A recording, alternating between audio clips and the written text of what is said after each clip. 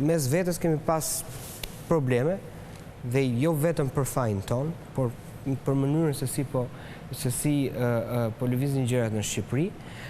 Ja dolëm të mbjetonim, jemi forcë më e madhe opozitare, cila nuk është pak mas të përvejsër 35% të elektoratit, mas 12 vjet, 13 vjet pushtet, mas 13 vjet në një mënyrë apo i tjetër të ka ngryer partitë të tjera të vogla, ke pas problemet e tua, kështu që tia ke dalë.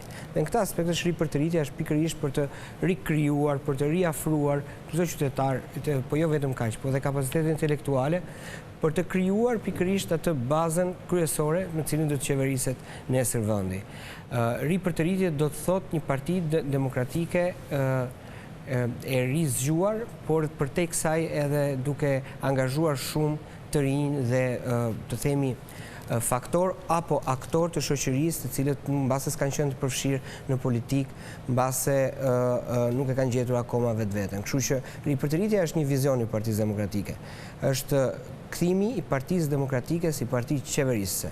Dhe ky është qëllimi dhe patjetër që nga ky qëllim do përfitojë dhe Shqipëria, pasi kemi të bëjmë tashmë me një keqeverisi ekstreme, me raste dhe skandale ekstreme.